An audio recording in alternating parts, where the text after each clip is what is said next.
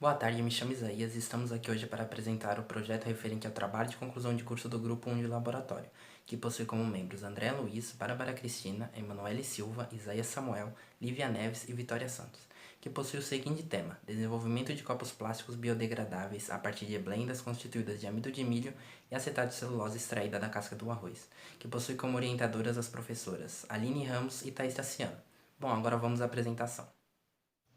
A história do plástico começou com Alexander Parkhurst, que em 1862 descobriu um material orgânico que era derivado da celulose. Ele buscava um material para ser substituto da borracha, que era utilizada em muitos produtos daquela época. Esse material orgânico ficou conhecido como parquesina, que quando é aquecida poderia ser moldada e mantinha a mesma forma quando esfriava. Entretanto, por ter um elevado custo de produção, isso desestimulou muito os investidores daquela época. Em 1869, um tipógrafo americano chamado John Heath, para substituir o marfim na fabricação de bolas de bilhar, descobriu um material à base de nitrato de celulose que se tornava um filme sólido e flexível, a chamada celuloide, que era formada por uma mistura de fibras de algodão com ácidos. E foi há cerca de mais ou menos 100 anos atrás que Leo Hendrick criou a primeira resina totalmente sintética, que é a baquelita. E para criá-la, Hendrick dedicou-se a desenvolver um aparato que permitia controlar as variações de calor e da pressão na combinação de ácido carbônico com formaldeído. Bom, os plásticos atualmente vêm das resinas derivadas do petróleo e pertencem ao grupo de polímeros, além de ser algo muito abrangente em nosso dia a dia, por conta de sua versatilidade, servindo para estocagem de alimentos, brinquedos e vários outros utensílios. E atualmente é muito evidente que a poluição plástica vem se tornando um problema em todo o mundo, pois além de causar impactos ambientais, também causa impactos sociais. Algumas pesquisas recentes abordam toda a problemática do plástico e estima-se que a cada ano cerca de 100 mil animais marinhos morrem por causa do plástico. Isso porque, no ambiente marinho, o plástico sofre ações do meio, como por exemplo sol, altas temperaturas, diferentes níveis de oxigênio, energia das ondas e presença de fatores abrasivos, como areia, cascalho ou rocha. E a partir disso ele se fragmenta e passa a ter aparência de alimento para muitos animais marinhos, causando a morte deles e interferindo no ciclo reprodutivo de muitas espécies. E também faz a estimativa que no ano de 2050 a produção de plástico chegue a 33 bilhões de toneladas, e então haverá mais plástico do que peixe nos oceanos. E para amenizar um pouco desses impactos, são propostas matérias-primas de fontes renováveis, como o bagaço da cana-de-açúcar, a casca de arroz, fibra de arroz, casca de camarão, amido de milho, entre outros. E existe uma lei, que é a Lei 17.261, artigo 1, que diz que fica proibido o fornecimento de copos, pratos, talheres, agitadores para bebidas e varas de balões de plásticos descartáveis aos clientes de hotéis, restaurantes, bares e padarias, entre outros estabelecimentos. E o artigo 2 está escrito que, em lugar dos produtos de plástico, poderão ser fornecidos outros com a mesma função em materiais biodegradáveis, compostáveis ou reutilizáveis, a fim de permitir a reciclagem e impulsionar a transição para uma economia circular. Olá, eu vou falar sobre os polímeros. Os polímeros nada mais são do que moléculas que são constituídas por monômeros, que são unidades idênticas que se ligam de forma covalente. Um monômero pode se ligar com pelo menos dois monômeros, e para o monômero se ligar é necessária a polimerização. A polimerização é o processo de formação dos polímeros, e um exemplo de polímero é a proteína, que é composta por várias unidades de aminoácidos. Agora eu vou falar sobre como os polímeros são obtidos. Tem três formas de obter o polímero. Essas são a polímero de adição, que é a maior classe e é obtida com a adição de um único monômero. Tem o copolímero, que são obtidos com a adição de dois monômeros diferentes. E tem o polímero de condensação, que são obtidos com a adição de dois monômeros substituindo uma molécula pequena, geralmente a de H2O. Bom, agora eu vou falar sobre as blendas poliméricas. Bom, blendas poliméricas, como definido por Katsu, se caracteriza pela sua composição. Elas se constituem da junção de diferentes polímeros, podendo ocorrer tanto entre polímeros orgânicos quanto entre polímeros inorgânicos. Essa junção se dá através da compatibilidade existente entre esses polímeros. Aqui ao lado nós temos um exemplo de uma blenda polimérica que é constituída do monômero do acrílico em conjunto com o polistireno, que conferiu características de um filme adesivo que é capaz de conduzir elétrons. Bom, falando agora sobre a finalidade das blendas, espera-se que através dessa adição de polímeros se seja capaz de oferecer uma melhoria ou até mesmo a aquisição de novas características por parte de ambos os compostos que estão sendo atrelados. Bom, essa aquisição tende a ser de configurações mecânicas e elas são superiores às encontradas no polímero quando esses estão separados. Para se promover esta junção, se faz necessária a observação das características que se espera para essa blenda, promovendo assim a escolha dos polímeros que vão corresponder a essas características esperadas. Falando um pouco sobre a questão financeira de blendas poliméricas, ela é muito simples. O custo do desenvolvimento de uma blenda polimérica é muito menor do que o custo da síntese de um novo polímero. Ou seja, para atender às demandas de indústrias, por exemplo, se faz mais viável o desenvolvimento de uma nova blenda do que a síntese de um novo polímero.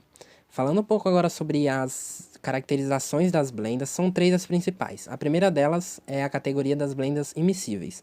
Elas caracterizam por, em sua morfologia, possuir separação de fases, além de apresentar fraca adesão entre as fases, resultando em baixas propriedades. Mas para contornar este problema da baixa adesão entre as fases, se usa diversos agentes compatibilizantes para que essas blendas possam ser utilizadas.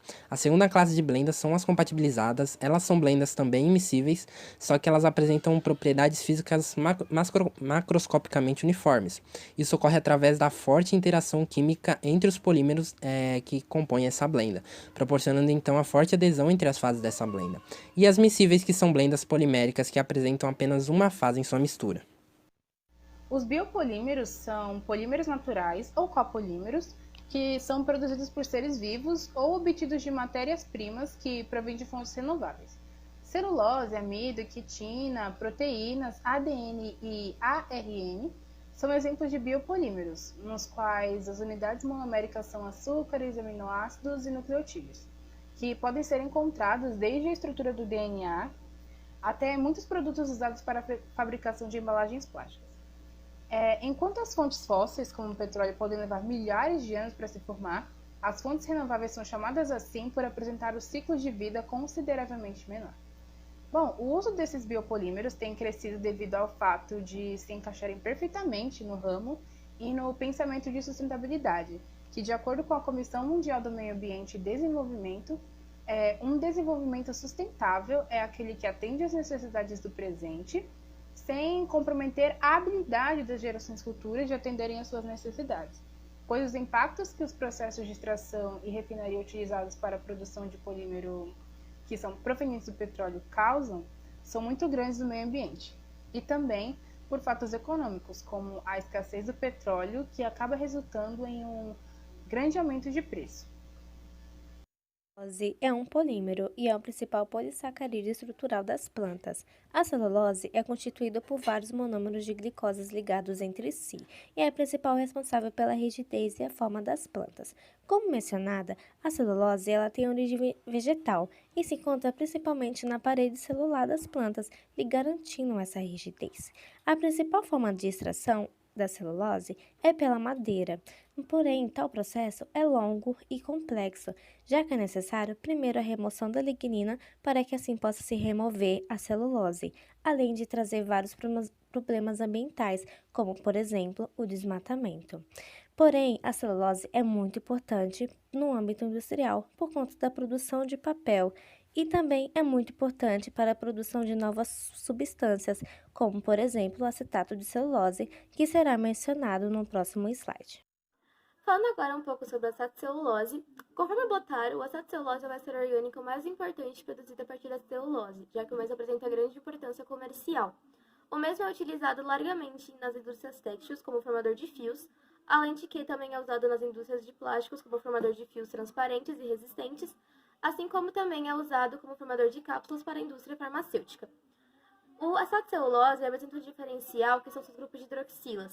Suas características mecânicas e físicas são empregadas diretamente no grau de substituição dessas hidroxilas, como, por exemplo, o transacetato de celulose. Ele apresenta 3 hidroxilas substituídas a partir do seu grupo de acetila, o que garante a ele apenas solubilidade em solventes clorados, em diferença o de acetato de celulose, que apresenta apenas 2 grupos de hidroxilas substituídos, que apresenta um processo de formação e de processamento muito mais fácil e que é solúvel em solventes orgânicos comuns, como acetona, entre outros. O arroz é um dos cereais mais produzidos e consumidos pelo mundo inteiro. De acordo com o IBGE, o Brasil está entre os 10 maiores produtores mundiais. Bom, a produção do arroz gera grandes quantidades de resíduos, e esses resíduos posteriormente é a casca do arroz. O acúmulo dele pode acarretar em grandes problemas ambientais por conta da sua lenta biodegradação. Bom, a sua composição orgânica. De acordo com o gráfico Ferreira, 43,5% é composto de celulose, 22% de hemicelulose e 11,4% de lignina. Percebemos que a maior parte da casca do arroz é composto de celulose, e é aí que está a grande finalidade do nosso trabalho, que é usar a casca do arroz como matéria-prima para extrair a celulose e, posteriormente, transformar em acetato de celulose para a contribuição da nossa blenda polimérica, de uma maneira muito sustentável. Conforme Beethoven, em 2019, o amido é um carboidrato polissacarídeo de reserva energética dos vegetais. A sua biossíntese ocorre no amiloplasto, organela subcelular especializada a partir da sacarose, e é armazenado intracelularmente no formato de grânulos. Sua extração a nível comercial se dá por cereais como milho, arroz e trigo, tubérculos como a batata e raízes como a mandioca. Segundo Oliveira, 2015, a composição dos grânulos de amido varia conforme a origem botânica, sendo constituídos majoritariamente por amilose e amilopectina, que são homopolímeros da D-glicose e constituem cerca de 97 a 99% do peso do amido seco. Também são encontrados lipídios e proteínas, 0,6%, e elementos variados, até 0,4%. Agora, falando melhor sobre os compostos majoritários, tem-se a amilose, que apresenta massa molar de 10 a quinta a 10 a sexta gramas por mol e grau de polimerização médio entre 324 a 4.920.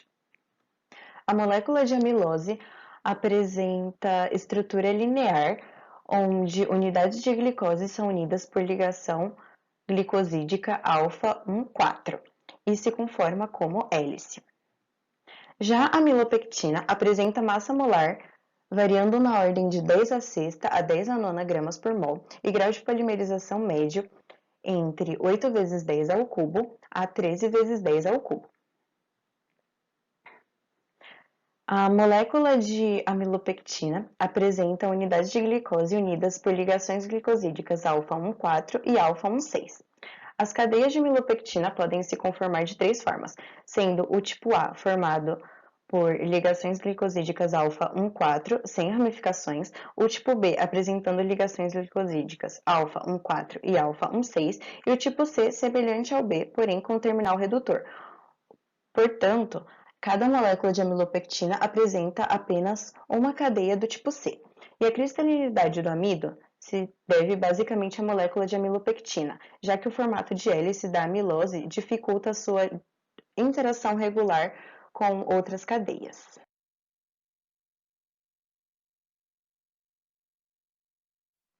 De acordo com Carr, 2007, os grânulos de amido são insolúveis em água fria, porém, devido à amilopectina, retém pequenas quantidades de água, o que causa o inchamento do grânulo. Com o aquecimento, a intensa vibração das moléculas faz com que as ligações de hidrogênio mais fracas sejam rompidas, e assim a água pode interagir melhor com a matriz polimérica, fazendo com que ocorra a destruição da ordem molecular existente, tornando a solução uma pasta viscosa e esbranquiçada, conhecida como amido gelatinizado. Esse processo não ocorre sem a presença de um plastificante, pois a temperatura de decomposição do amido é menor que a sua temperatura de transição vítrea e fusão.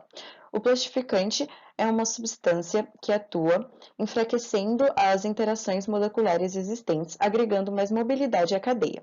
Os mais utilizados são água e polióis, como o glicerol. Quando o amido está em estado de gel, as cadeias de amilose podem se aproximar e formar novas zonas micelares cristalinas, processo que é conhecido como retrogradação, que vem acompanhado da cinérese, que é a expulsão das moléculas de água. Quando ocorre o aquecimento dos grânulos de amido em quantidade insuficiente de água, ocorre uma fusão dos grânulos. O processamento do amido gelatinizado em máquinas sobre altas temperaturas gera um material amorfo chamado amido termoplástico ou amido desestruturado, que vem sendo muito pesquisado devido à sua alta versatilidade e baixo custo de produção. Agora eu vou falar sobre a biodegradação. Falando de forma simples, a biodegradação é a ação de decomposição de um certo objeto por conta de micro-organismos. E essa ação pode ocorrer em dois processos: o processo aeróbico e o processo anaeróbico. No aeróbico, o polímero reage com o O2 e no anaeróbico, o polímero recebe ações de micro-organismos para se decompor, como é mostrado nas equações a seguir.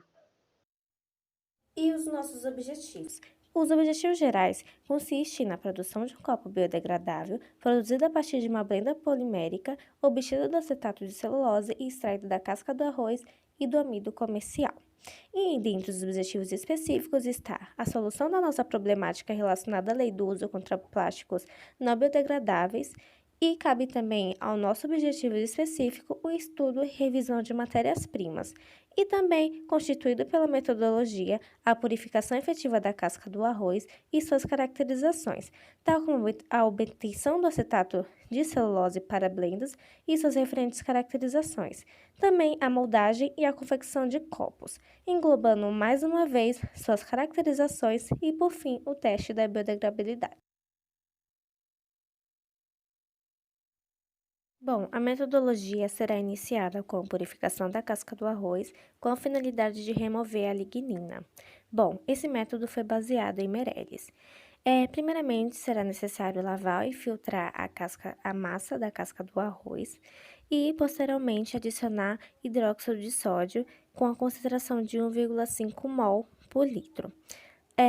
Depois, será necessário colocar o sistema em uma autoclave a 134 graus Celsius sob pressão de 2 atm por 45 minutos. Logo após, retirar o sobrenadante. Colocar a casca em refluxo a cada 1 hora com 3 porções sucessivas de 20% de ácido nítrico e etanol. Depois disso, a cada hora é necessário trocar a mistura e retirar o sobrenadante. Depois disso, lavar a casca com água destilada. E, por fim, colocar na estufa a 100 graus Celsius por 2 horas.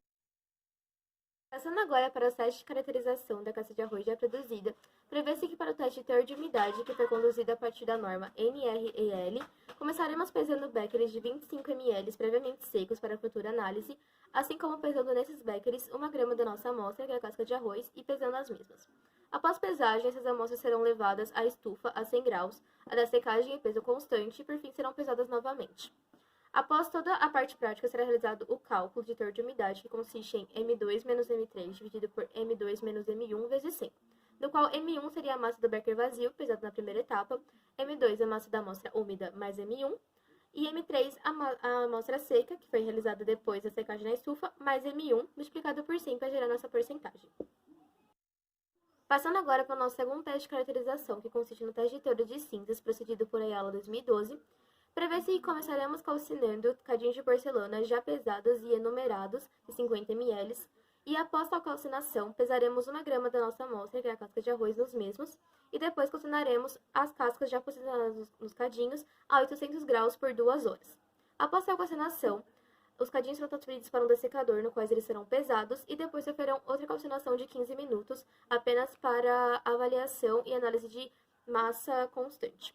Após essa calcinação, será realizado o seguinte cálculo de teor de cinzas, que é MC menos MA dividido por MB menos MA vezes 100, no qual MA é a massa do caldinho calcinado vazio, MB a massa do cadinho mais a massa da nossa amostra, e MC a massa do cadinho com cinzas, que resultará no final.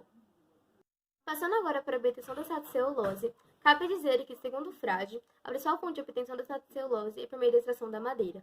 Porém, como já dito no slide de revisão bibliográfica da celulose, tal processo de extração é muito demorado e leva a diversas problemáticas ambientais, como o desmatamento. Por isso, ao longo dos anos, vem-se preferido procurar substâncias que tenham celulose dentro de si, para que seja feita a acetilação e esterificação da mesma, principalmente de substâncias que sejam resíduos, como a casca de arroz, que é utilizada nesse trabalho. A esterificação, que pode ser tanto homogênea como heterogênea, consiste principalmente na adição de 3 ácidos, tal como o ácido acético glacial, anidrido acético e ácido sulfúrico concentrado, que vão interagir com as cadeias da celulose, promovendo a formação do estado de celulose. A metodologia, que será baseada em Wilhelm 1976, que é antiga, porém eficiente, prevê-se na pesagem de 1 grama da casca de arroz, assim como a adição das quantidades referentes dos ácidos já mencionados, tal como 9,5 ml de ácido acético glacial, 4,6 ml de anidrido acético e 2,7 ml de ácido sulfúrico concentrado de forma lenta. Após essa adição, o sistema será colocado em agitação por meio de um agitador magnético até que seja vista a homogeneização do mesmo. Após a agitação, o sistema será colocado em repouso por 6 horas e após repouso será adicionado água destilada no mesmo até que se cesse a precipitação. Após a cessagem da precipitação, o sistema será levado à filtração a vácuo e depois lavado com mais água destilada para retirar qualquer acidente de ácido presente e depois será seco em estufa a 45 graus por 6 horas. Bom, agora eu vou falar sobre as caracterizações referentes ao acetato de celulose. A primeira delas é a determinação do grau de substituição por via química. Essa metodologia foi baseada nos testes desenvolvidos por Cerqueira e consiste em, primeiro, na diluição do acetato de celulose em 0,1 gramas em 5 ml de etanol. Logo após, adiciona-se então 5 ml de hidróxido de sódio na concentração de 0,25 mol por litro. Promove-se então um repouso de 24 horas. Logo após esse repouso, adiciona-se 10 ml de ácido clorídrico 0,25 mol por litro. Novamente, se promove um repouso, só que agora de 30 minutos. Promove-se então uma titulação com hidróxido de sódio numa concentração de 0,25 mol por litro, usando como indicador a fenolftaleína. Logo após, então, se afere os cálculos. Para a aferição dos cálculos, são usadas as seguintes equações. A primeira delas é para a determinação da porcentagem de grupo acetila que está contido no acetato de celulose. Após a realização dessa conta, se engloba então o resultado dessa conta na segunda equação, a qual é para a determinação do grau de substituição de acetato de celulose. Agora explicando um pouco o que é grau de substituição. A produção do acetato de celulose se dá através da substituição de grupos hidroxila das unidades de glicose por grupos acetila. Por meio disso, pode-se obter diferentes acetatos com diferentes graus de substituição. O grau de substituição ele é calculado pela média dos grupos acetila que substituíram as unidades de hidroxila. A titulação usada nesse processo, nessa metodologia, é chamada de retrotitulação, que é definida através de um processo a qual o excesso de uma solução que foi usada para promover um consumo do analito é determinado através da utilização de uma segunda solução, também padrão. O segundo teste a ser realizado para a caracterização do acetato de celulose é a microscopia óptica. O teste da metodologia foi baseado nos testes feitos por Valdick.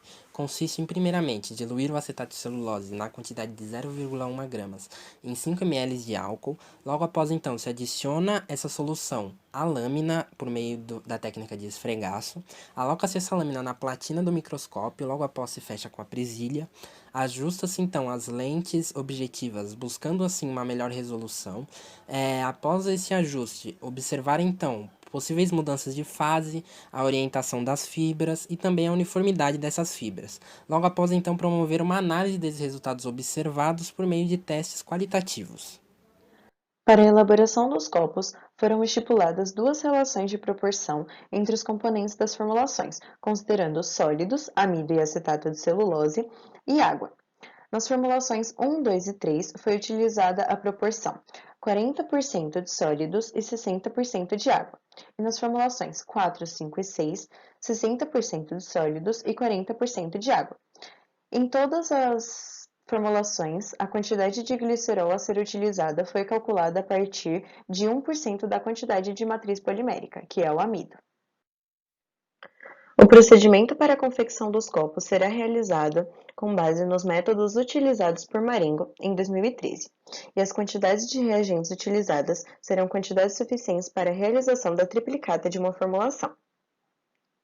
Um becker contendo água será colocado em banho-maria a 70 graus Celsius e serão posteriormente adicionados amido, glicerol e acetato de celulose. A mistura será submetida à agitação manual por 50 minutos. Posteriormente, em moldes revestidos com papel manteiga serão adicionadas 20 gramas da mistura, totalizando 3 moldes.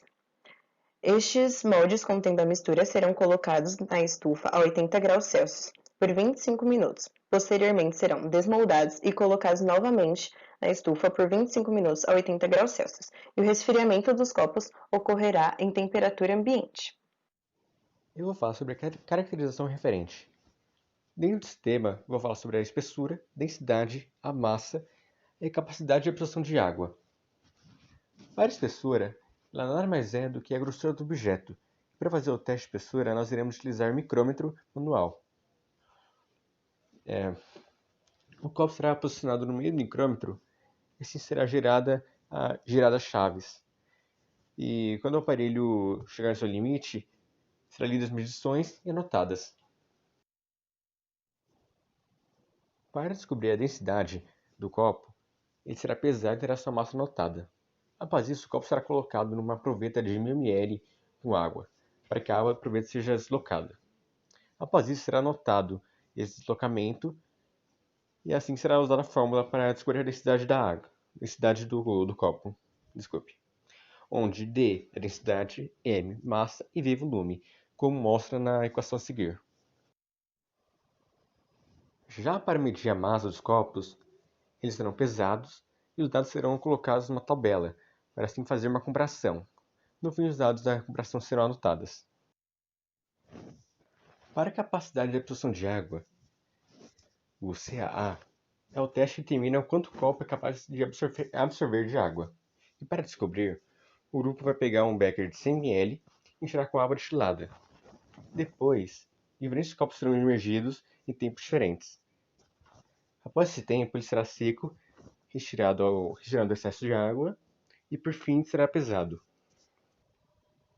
Agora vou explicar como vou fazer o teste de biodegradação. Bem, para o teste de biodegradabilidade, o grupo vai se preparar os copos deixando eles em pedaços para não ter problemas com o custo para fazer eles, e cada pedaço terá sua massa anotada, para que no final possa ser realizados os cálculos para determinar o coeficiente de biodegradabilidade. Para o teste, será utilizado um solo controlado. O solo vai ser colocado em recipientes que não sejam afetados pela terra, e após preparar esse solo, as amostras dos copos serão enterradas e ficarão em repouso por pelo menos 15 dias.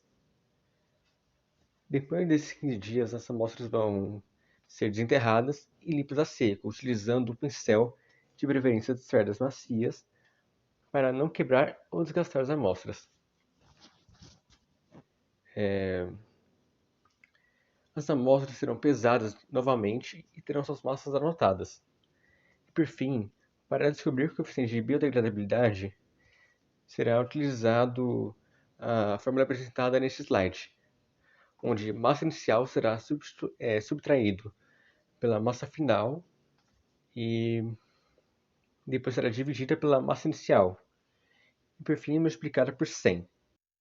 Fizemos um cronograma e adequamos de acordo com a situação atual que estamos vivendo. Está previsto para a apresentação do projeto, que está acontecendo hoje, no mês de julho, a elaboração do artigo, que pretendemos começar a partir de agosto, e a parte prática, que pretendemos começar a partir de setembro, e o grande dia da apresentação do TCC, que está previsto para acontecer em dezembro. E para ir concluindo a apresentação do nosso projeto, é importante nós apresentarmos o quanto nós iremos gastar. Bom, nós dividimos entre duas lojas, a Americanas e o Mercado Livre, e vale ressaltar também que a gente não fez busca em lojas físicas por conta da pandemia e tal. Em reagentes, na loja Americanas, nós vamos gastar cerca de R$ 182,00 e no Mercado Livre cerca de R$ 348,00. Nós não encontramos todas as vidrarias nessas lojas, Mas na loja Americanas, com as vidreiras que nós encontramos, nós vamos gastar na faixa de R$ 152 reais, e no Mercado Livre nós vamos gastar aproximadamente R$ 175 reais, sendo o valor total na loja Americanas R$ 334 reais e R$ 523 reais aproximadamente no Mercado Livre. Bom, agora é a parte das referências. Essas foram as referências que nós utilizamos para a confecção desse trabalho. Gostaria de agradecer a todos pela atenção e agora passo a bola para as professoras.